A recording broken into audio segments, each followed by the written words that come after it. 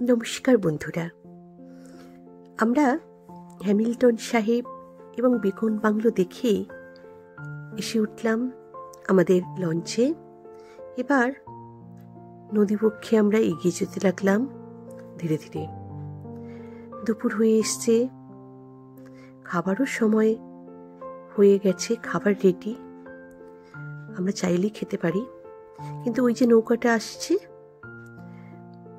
ওই নৌকাকেও আমাদের লঞ্চ থেকে খাবার দেয়া হবে। সেজন্য দুটো লঞ্চকে একসাথে করা হচ্ছে। এটা আমরা প্রথমে জানতাম না, পরে বুঝতে পারলাম। আমার দাদা ওনাদের সাথে গল্প করছেন।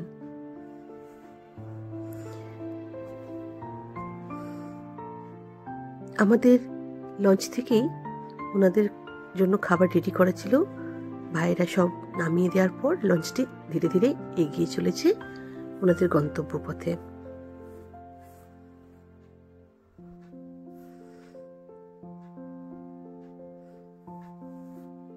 নদীর মধ্যেও কত মানুষের আনাগোনা, কত মানুষের সাথে পরিচয়। ওই দূরে চলেছে 4টে লঞ্চ।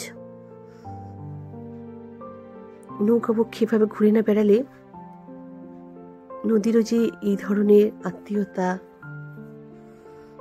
এই ধরনের সখ্যতা রয়েছে জানতে পারতাম না। যদিও আমি দীর্ঘ 5 বছর সুন্দরবনের বিভিন্ন নদী পথে যাতায়াত করেছি, কিন্তু অনেক নৌকাও দেখেছি, কিন্তু তখন মানসিকতা অনেকটাই আলাদা।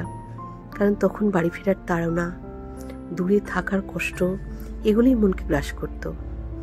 খাবার সময় হয়ে গেছে, তাই সমস্ত যারা পর্যটক ছিলেন তাদেরকে খাবার পরিবেশন করা হচ্ছে। যেহেতু আমার জামাইবাবুই এই ট্যুরটা কন্ডাক্ট করেছেন, তাই আমরা সবার শেষে খাবো, সকলে আগে খেয়ে নিই।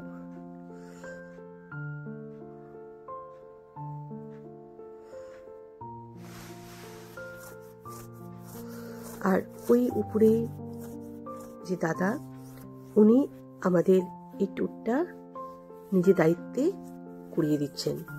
উনিও আমাদের বিশেষ পরিচিত, আমাদেরই এক দাদার জামাইবাবু হন।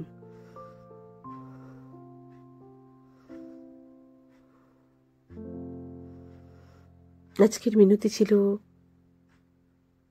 ভেটকি মাছ, আনুষঙ্গিক তরকারি, ডাল, আলু ভাজা, এসব তো ছিলই, সাথে ভেটকি মাছ ছিল, এবং ভেটকি মাছটা খেতে ছিল খুবই সুস্বাদু।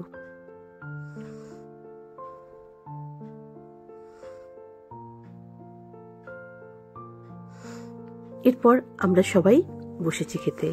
আমার দিদি, ভাইঝি, আমার দাদারা, বৌদিরা, জামাইবাবুরা সবাই মিলে আমরা এবার বসেছি খাওয়ার জন্য।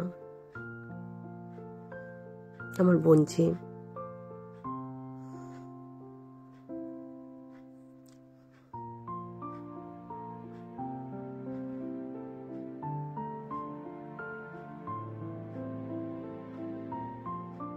খুব সুন্দরভাবে পরিবেশন করছেন, এবং আরো লাগলে আরো দেবেন। একটা শাকের তরকারি ছিল, আলু ভাজা ছিল, স্যালাড, ডাল, ফুলকপি আলুর তরকারি, ভেটকি মাছ, এরপরে চাটনি পাঁপড়ও ছিল।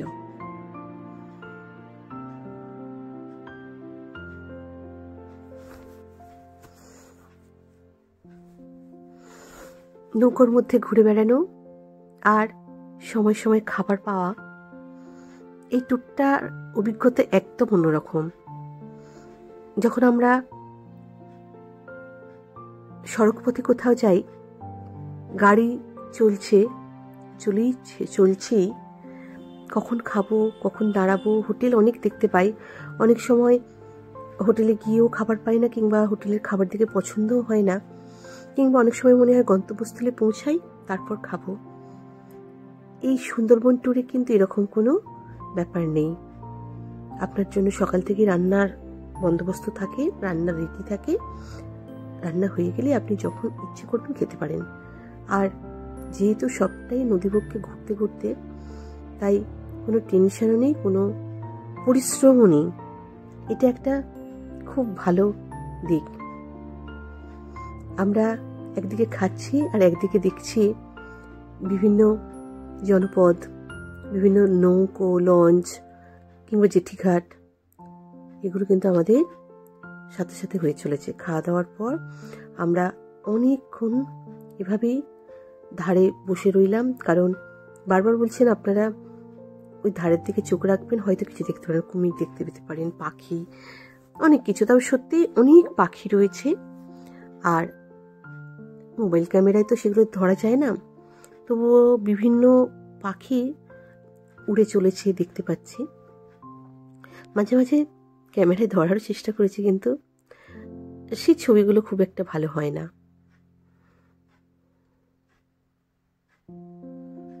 শান্ত নির্জন নদীর বুকে আমাদের ভেসে চলা।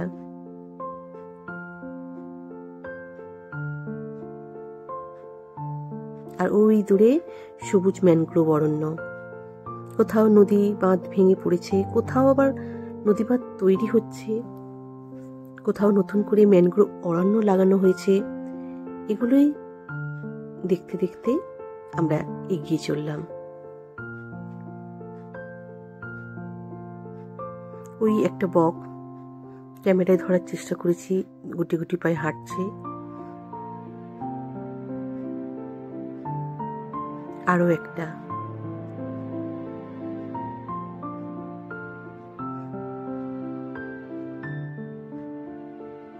ওই দূরে কোনো একটা গ্রাম, নাম না জানা।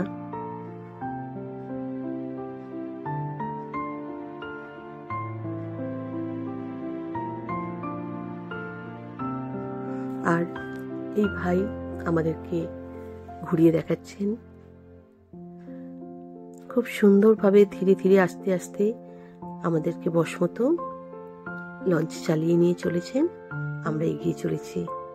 আর এত সুন্দর প্রাকৃতিক সৌন্দর্যে আমরা যে দেখতে পাচ্ছি, অনুভব করতে পারছি সেই ভাইয়ের জন্য।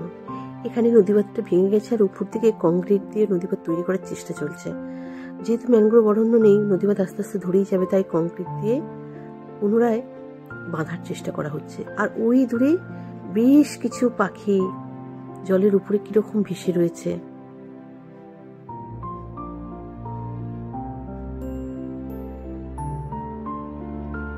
ছোট্ট ফোনের ক্যামেরায় কি আর ধরা যায়, তবুও চেষ্টা।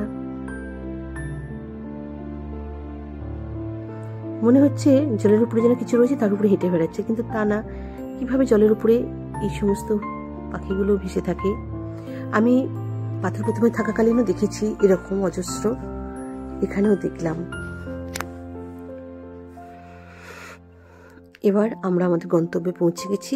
আজকে রাতটা আমরা থাকবো পাখিরালয়ের হোটেলে।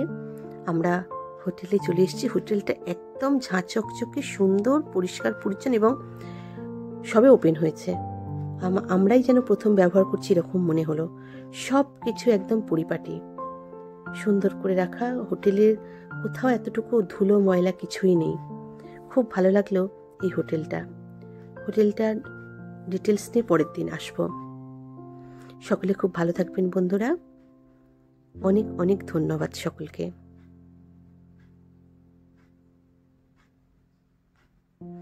আজকের ভিডিওটা আমি এখানেই শেষ করলাম।